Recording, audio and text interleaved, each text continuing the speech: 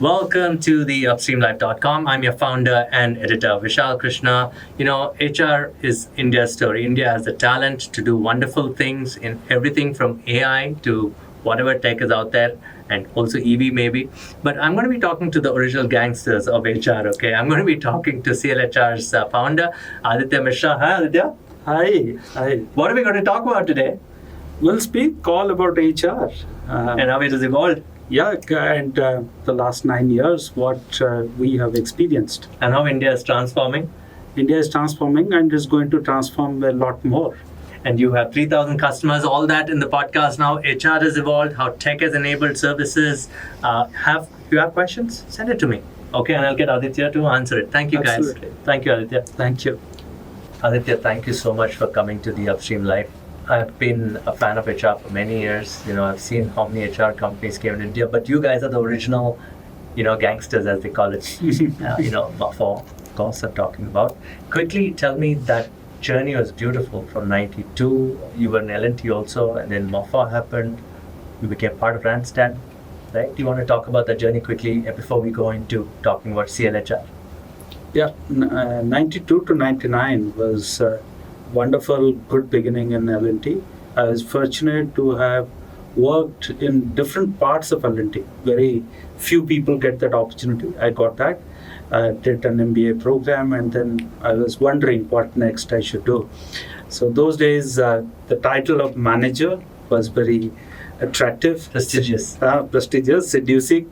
So you want to be called as a manager. So that brought me to MAFA to explore opportunities, and MAFA hired me. So that was a major transition in my life. Coming from a very large organization like L&T, where hundreds of engineers sit on one floor, to MAFA, where I was possibly the 6th or 7th person in our Kolkata branch those days.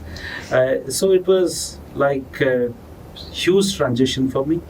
But again, MAFA at that time was a growing organization. The founder, Pandirajan, was very dynamic. He was a visionary. He was a visionary. I was attracted, and I felt that I should do something different. So I was lucky, I must say, that I got opportunity to work in different parts of MAFA's businesses, and had tremendous opportunity to learn. Some of the very large, prestigious, most important projects of India in recruitment, I was fortunate to anchor them, had a tremendous amount of learning. It had, of course, multiple inflection points along that journey of MAFA from 99 when I joined till the time we became Randstad. Yes. You were acquired, yes. Yeah, so Randstad had a very different approach to business than its predecessor. So things started happening in a different way. Around 2013-14 kind of a time, I felt that maybe I can do something. It's time to start up again. Yeah, start up and do something. That's how CIEL-HR was born. Yeah, that's right. And Pandirajan was very kind to listen to the story, listen to the passion that some of us brought, and we started together. So that's how CIEL That's was a wonderful born. introduction. CIEL-HR itself, when I look at your website, very clean, very beautiful. When I see the number of services, you encompassed an evolution of HR in India. In a way, you cover staffing, consulting, tech, right? For somebody, a layperson like me, or a stakeholder, and he signs up with CIEL-HR, what does he or she get as a leader, as a CHRO, or any leader who's looking to hire more than 10 people? In startup world, I'll get to that too. You work from large businesses to small businesses. Yeah. Right? So let's set that in context. Yeah.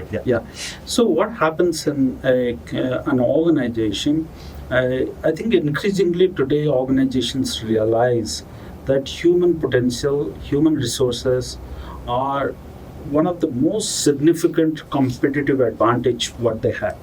And they need to really do something to make sure that these resources are the right ones that they have, and the way they leverage on these resources gives them outstanding results. So there is an entire value stream of HR. So we play in different parts of this value stream, almost from start to end. So beginning, an organization needs talent. So CIEL-HR finds them the talent that they are looking for.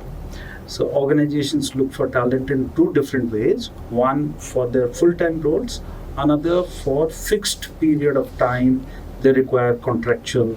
Which is what we call flexi stuff. So that's one business.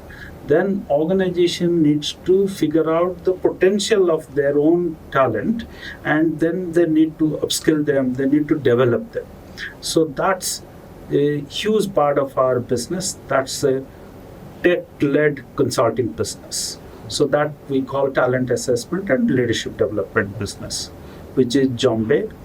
That's the brand with which we operate. We acquired this organization about 15-16 months ago, and has been a wonderful addition to this repertoire of things that we have. So they'll help you manage the life cycle, upskilling the employees, right? Yeah, assessing the potential and upskilling them. Then there is another part of the business which is focused on the colleges and the institutions. The students there, how do we make them ready for the future? So that's again another tech-led consulting business which is called ProScout. That's a tech platform. ProScout. Which is available for colleges or company? Colleges. Okay, interesting. Yeah, so it's like sculpting one's career, So that's how ProScout. And then organizations require systems to manage the talent that they have. So they need a payroll system, they need an HRMS system, they need some service to outsource their compliances.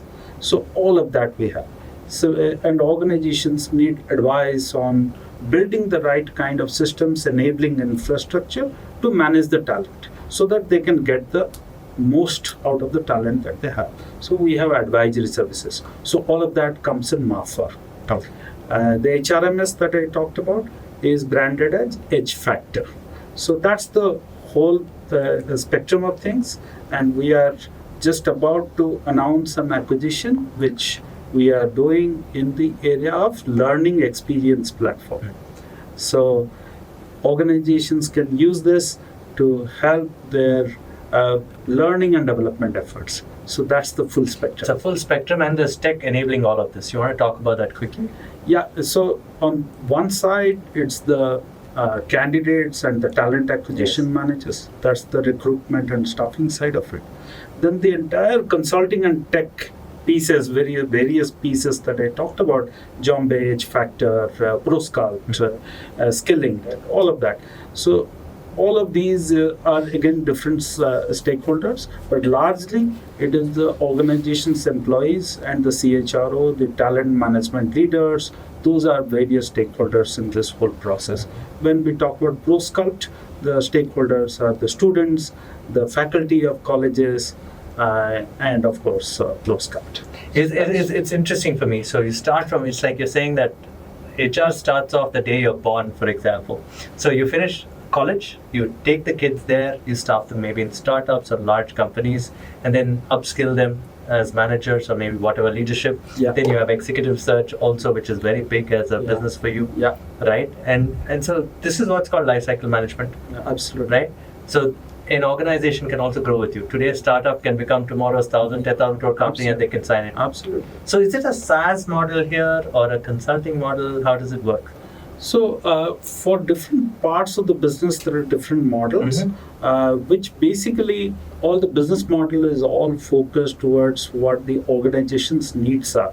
So typically organizations look for the HRMS as a SaaS model, ProScout as a SaaS model, Jombe as a SaaS model. The learning experience platform that I talked about, that's again SaaS.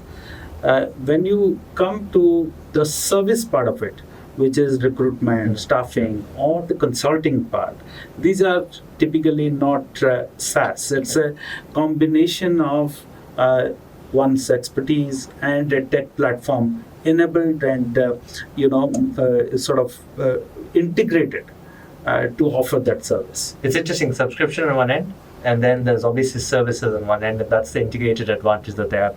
That's right. As a CEO, when you're building CIEL-HR for 9 years now, was there a crisis saying that? No, when I say crisis, in terms of positioning, right? You have so many services. Did customers first come and say, I'll pick this service? Was it a buffet kind of system? Or would you say that, look, grow with me and then get that one platform? So different kind of organizations have different kind of needs.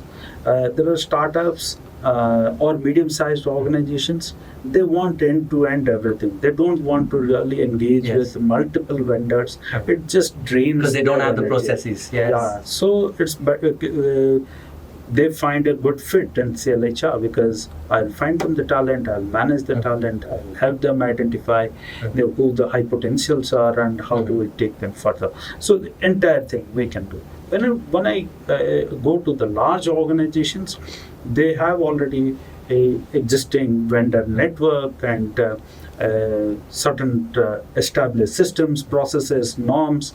So then they start with us in one part of the work. Then they find the value that we are delivering. Then they expand from there to the other parts, adjoining one by one. So we have taken two kinds of approaches. One approach is for the smaller organizations. I'll offer the entire bouquet of services. They can pick all that they need at that point in time. When I go to large organizations, I focus on one piece and explore that. If that works, then establish that value and move to the others. Okay, fantastic. Before we get into the various verticals that you have, any interesting verticals I want to talk about. 9 years ago when you started this, of course, the old way of doing HR was over. It was more tech-led. You've seen some tech unicorns approaching. And you were very right when we were talking downstairs. You told me that the market is 2 lakh crores. Yeah, I mean, 2 lakh crores, yes. It's and huge. Growing 10-12% a year. And that's phenomenal. And when you were doing Moffan's early days, it could be less than what, 5,000, 6,000 crores? Yeah, in the year, say 2005, 6, 7, 8, that kind of a period, we used to say that the market is about 8-10,000 crores. And now it is huge. India has changed, hasn't it? Absolutely. What do you think are the tipping points now? Did India get a few things right? Obviously, many graduates. I think our IT companies did very well, and the software industry did very well, and startups. So, what were some of the tipping points where you said, okay, 9 years ago that happy? What made you start up? Was the primary question. Did you see these happening? Or did you just say that, okay, there's so many foreign players coming into India, we should reinvent ourselves? Was that the thought process? Yeah, okay, brilliant question. 2015, there were a couple of things that we saw. One, we saw that this is one of the industry segments which is growing at a phenomenal rate. It's not very normal to see an industry growing at 10-12% a year. So that was one. We thought that we must play in this industry. I being an engineer, and when we were graduating from our engineering colleges in 92, that time we didn't think of IT as an industry sector. When our juniors asked us, hey, I have got a job in this IT company, we will say, we don't know, why don't you look at Maruti, why don't you look at NTPC, and why don't you look at BHEL, as an example. So times have changed. This is possibly the early 2000 was the IT's time, IT industry's time. We saw it growing really tremendously. Maybe this is 2015 was that time in our minds that this is an industry which is growing. And secondly, we saw that having thousands of recruitment companies in the country, still clients are not happy with the services that they are getting. So we felt that there are not enough organizations in India which are pan-India and which are able to consistently deliver the services across all touch points. So we wanted to build an organization to leverage on these two opportunities, fast-moving industry and secondly, a pan-India presence with a consistent service quality. That's how you'll see that our company's tagline is HR inspired by science. We said that we will become one of the most respected companies here. So we said we would become most respected only when I am large in size and my service quality is consistent. So to make that large size happen, we wanted to grow fast and to grow fast, you have to be all over. You need large number of people. You need a large geographic presence. So we have to leverage a lot on tech to make sure that we are using all these scientific methods to make sure that the processes are repetitive. The same output is coming. That's how we sort of built this that time. Okay, you're talking about the beautiful building blocks that happened. You could have very much remained content saying, okay, we've done one startup and we've sold that. But when you come into a startup in those early days, were there any stumbling blocks for you, or did you create, or is it because you were already an entrepreneur, done that already? A lot of people joined you and said, okay, we can build this. What are some of the challenges? I think building a team must have been easy for you. What about the customers? In this case, I said, Aditya, you've done very well for yourself, but you're starting up. What is the value prop? So what do you remember your early customers? What did they sign up for? Yeah, it was not easy. Let me please say tell that. us. Please tell us. It was more difficult than we thought. Of course, was it really tough because you'd already done it? So we had that understanding of how to do it, but getting the first 100 customers was really a Herculean task. Why is that, sir? Why is that? Because a couple of reasons. One, we had to introduce a new brand, CL. Was a new brand in the market. We had to explain what this new brand is, who are the people behind this, what is the ambition, what it stands for, blah blah. So that was one, a new brand. Second, we are starting from the scratch again. There are enough examples when people started again. They have failed. And they have failed. That was the reason I asked you that too. So we had to demonstrate. And thirdly, yeah, of course, we had years of experience. We had the legacy of MAFA behind us, but we had to prove that. Because this time you had to do tech, right? And that must have been a challenge. Tech enabled, we had to do it. And a lot of us who were like, at a much higher level in the organization, had sort of not done things hands-on for years.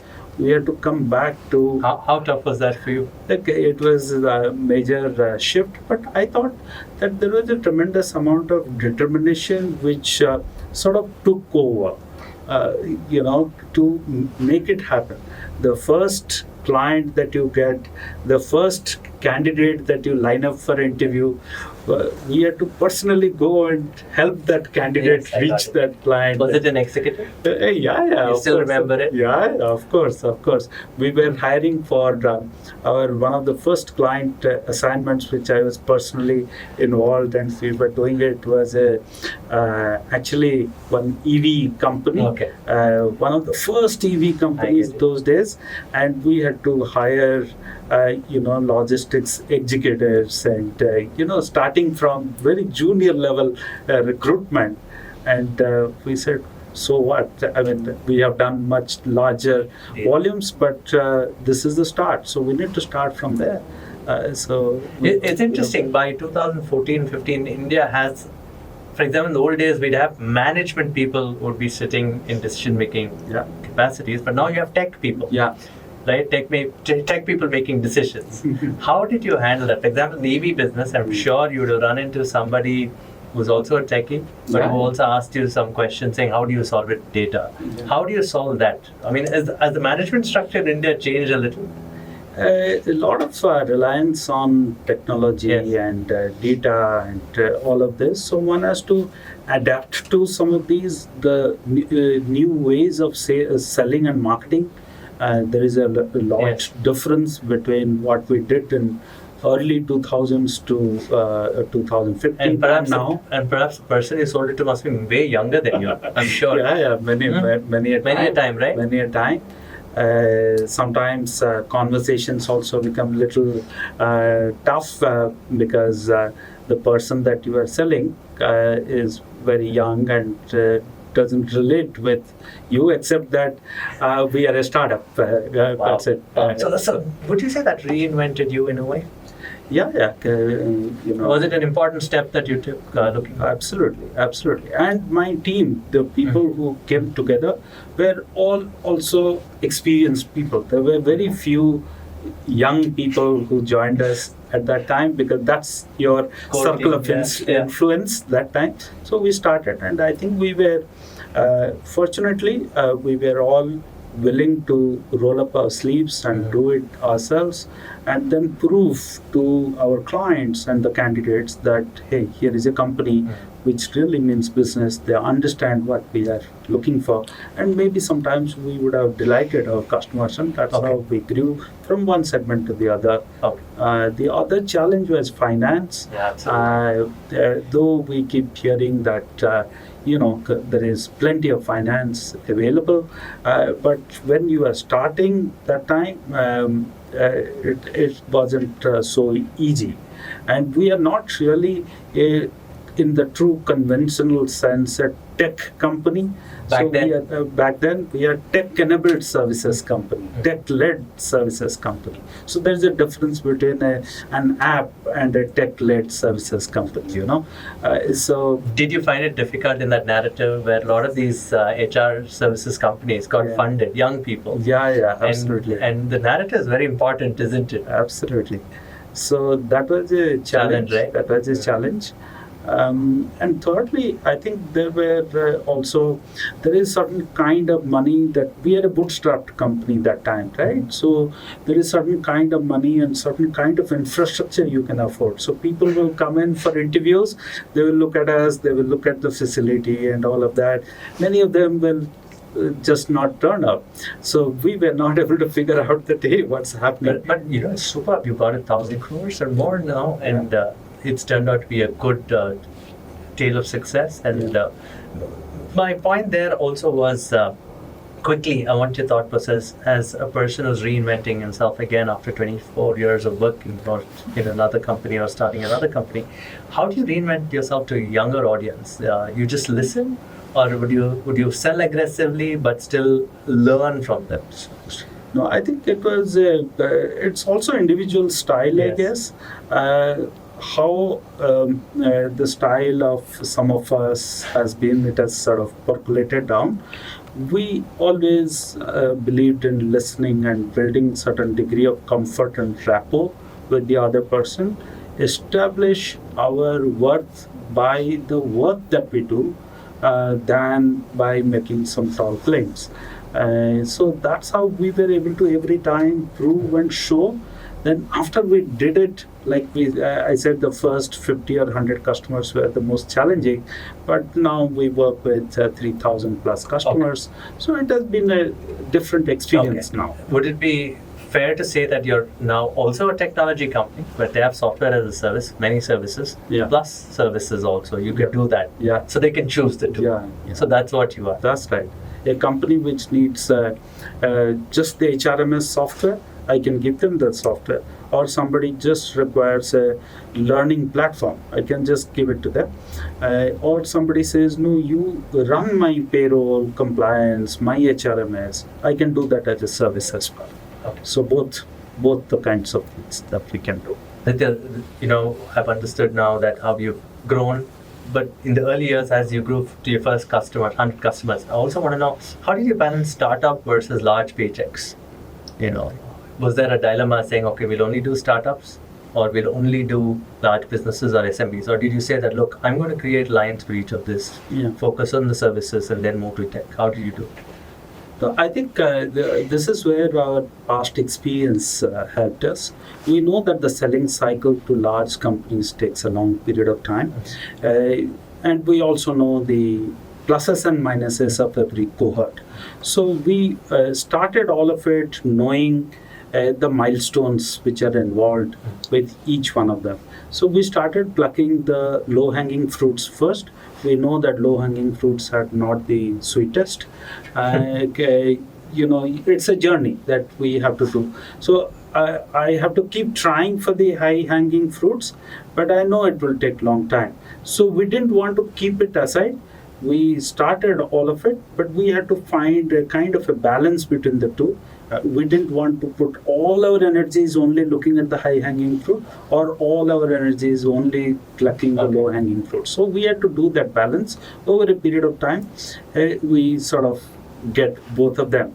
So today the top 20 customers of ours don't really give more than 22% of our business. So I believe that we have been able to build a fairly holistic kind of a portfolio. Well spread business. Well spread. Yeah. From SMEs to large corporate. Yeah. Which is interesting. What would be the most annoying client for you in the early years? I mean, don't mention them, but which sector and how tough? No, I think there always will be, and there have been customers who are not very clear in what they are looking for. Secondly, more often than not, some of them don't want to accept the fact that they don't know what they're looking for. As long as somebody accepts the fact that, hey, I'm not sure what I'm looking for, let's travel together on this path to discover what it is. I'm fine with that. But it becomes annoying only when somebody refuses to acknowledge the fact that I don't know what I want and I don't value what you are bringing to the table. Mm-hmm. So that time it becomes a challenging thing. Would you drop such a client? Today we are in a scenario where we are able to take some of those calls. I must concede that in our early days, we will just keep pushing our luck. Try this, let's see, maybe tomorrow he will be fine. But yeah, sometimes it works, but looking back, possibly those engagements are actually not profitable. I got it, because time spent. A lot of time that you have spent in that process. Yeah. No, fascinating answers. And now I want to go to the verticals. You're one of the few companies that say you have an EV business. You have a CPG business and ed tech business. All three of them have been transformed. Right? You also have a manufacturing line. Why pick EV? And why didn't you make EV part of the manufacturing side? Why a separate business line? That was my first question. Yeah. Again, very interesting observation, I must say.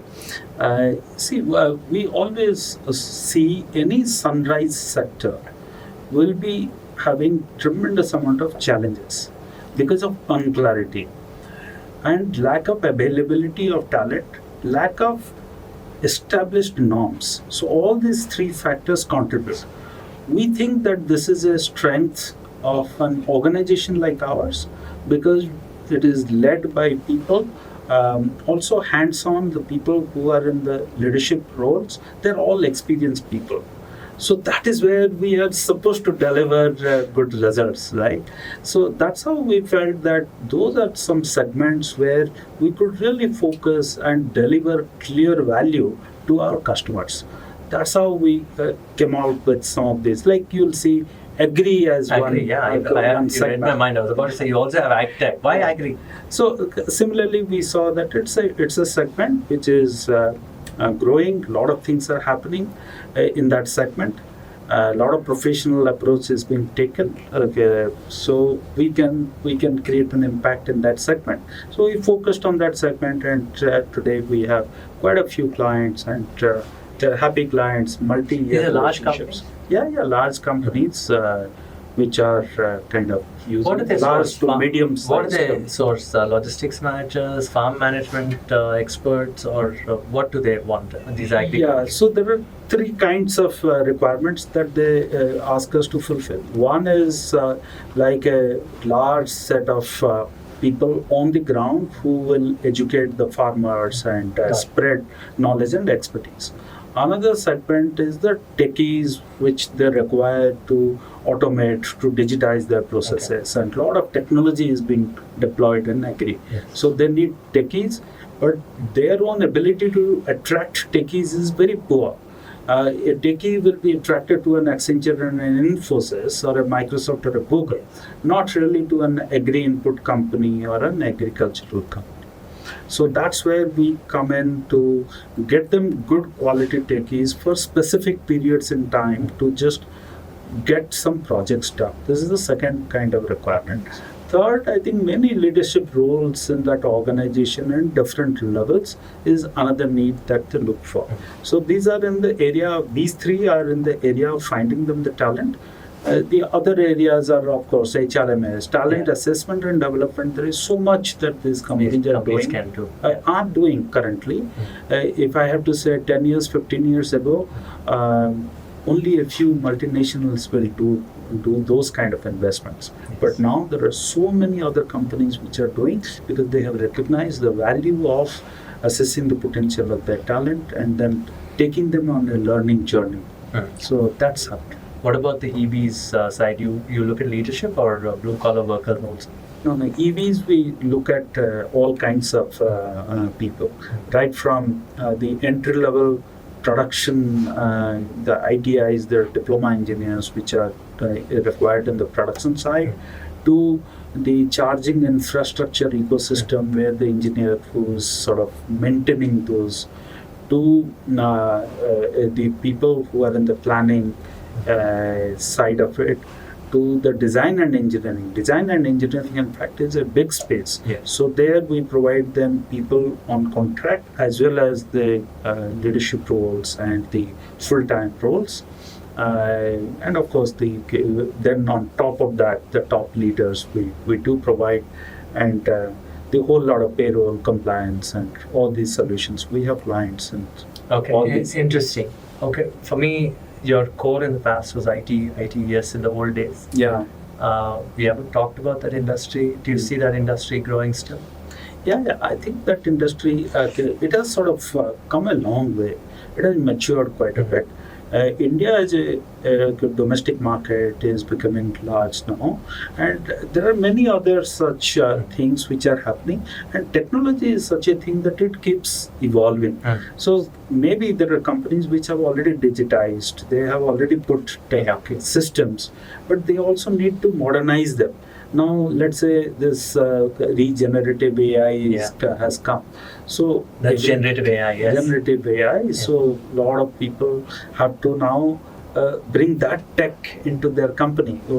This company could be an insurance company or a hospitality company or a tourism company, but they need to bring in generative AI into their systems. Their current IT systems may not have all this tech. So they need to bring this in. So you can find the talent. So this has to grow. So it will always. But will that affect your industry at all, generative AI, in terms of hiring? Do you see that happening? Yeah, it's already sort of impacting, I must say. There are a lot of administrative activities that happens in companies like ours, so which need to be automated, which are getting automated. Now we have deployed bots in our company to manage the database of candidates that we have, to pick out the matching candidates, so that the recruiter's time is spent more in assessing candidates, understanding the needs, understanding the aspirations of the candidate, and matching all these three. So that's really the recruiter's generative AI job. can come in for you. Yeah, absolutely. So those things we have started using slowly, but I think these are very early days. It will take its own time. Where do you put India in context with AI and HR? Your future thoughts, with a lot of people study to be HRs. And now they say that in a lot of the global companies that I speak to, many roles are replaced by AI. They'll probably have a CHRO and a small team around it. Yes. But they won't have multiple, they won't be sourcing teams within organizations. Yeah. They'll probably outsource it to you, and they'll say that, look, let's combine AI and an agency to solve it for us. But you see this happening heightened, or will you say that, okay, there is a place for AI, there's a place for people in companies also? No, I think AI and humans have to work together. They will work together. But the fact is, a lot of job losses will happen. That's for sure. So people need to continuously upskill themselves. Okay, that's why you talk about your L&D. Absolutely. Yes. They need to continuously upskill. I think the mindset right from our school days has to change. The teachers and parents have to play a very important role in telling our young kids that gone are the days when a university degree was good enough to pursue 30 years of your life happily. If you graduated, I think it's constant chaos now. It is constant and opportunity. Chaos is opportunity. Opportunity as well. So continuous learning mindset has to come. Okay. So that has to come. Yeah. Okay. Moving on from there, I also want to talk to you about some changes some changes within your funding structures. A few months, I heard may do an IPO. Yeah. Are you raising money? What are the plans in terms of the finance? Okay, we have just concluded one round of private placement. Okay. The money that we are raising, we are using that to acquire new organizations which are sort of complementing with our strength. We continue to grow organically, as well as we are complementing our offerings by the inorganic growth. Okay. That means acquiring other companies. Yes. So this path will continue. Okay. Hence, we require more and more funds. We are doing right now pre-IPO fundraise. We hope that these funds will be available for us to acquire a few other targets that we are looking at. And our idea is to do IPO in the next financial year, which is starting in a few days from now. Yes. And the long-term idea is that this 200,000 crore industry, which is growing every year at about 10% or so, there is a lot which can be done. Okay. By a national, we still believe in that principle or that belief in 2015 with which we started the company, a large pan-India presence company with consistent service quality will really fulfill a lot of needs that the organizations So you're have. okay with debt and equity both? In the old days, HR companies would go by debt also for the working capital. How do you manage it? We always have a debt equity ratio with which we operate. Right now, we are well placed to dilute some of our equity.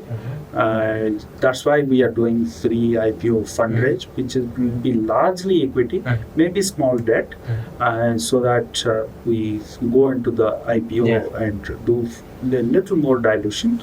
This IPO plan is largely for raising fresh capital into the company. It's not that promoters are diluting heavily or anything like that. It's largely to get fresh capital, which will be deployed for a larger scale up for the company. You are well poised to go global. What are your plans in other markets? No, absolutely. In fact, we have already started making our global plans. In our previous Avatar and Mafa days, we were in 14 different countries. We have relationships going. We are looking at both organic as well as inorganic growth. We are actually evaluating opportunities to acquire companies globally.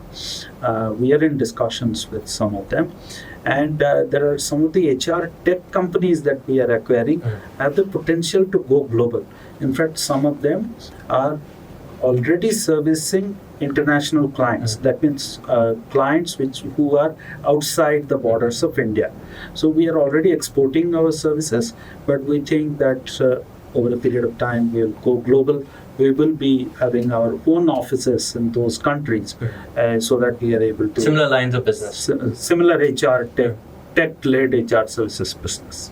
Okay, my final question to you on the business itself is, where next apart from the IPO? Again, more global expansion, or India itself is large enough? Yeah, absolutely. India itself is large enough. That will continue. And we will go to at least 5 different global markets where there are already certain connections and certain degrees of familiarity that we have, which are in some way available for us to access. So it will be large India story and a few other international stories combined. Okay. Last 9 years, if there's one defining moment for you in your evolution, was there a particular industry that helped you go forward? Yeah.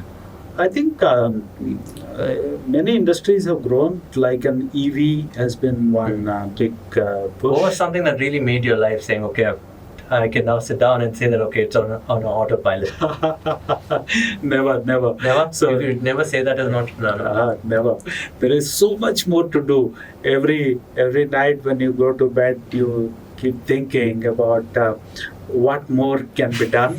And next day, when you get up early in the morning, you start thinking, hey, there is so much more to do. So why haven't you done fintech? Have you done fintech at all? No, we service the fintech companies quite a lot. We have many fintech. Fintech, health tech also. Yeah, health tech, food tech. Name any tech. All tech is there now. Organizations, agri tech, and all of that. I mean, so many clients. So you're saying that's simply because of the way India has changed 10 years? Absolutely. And going forward, every business will have a significant tech component. And I wish you all the best there.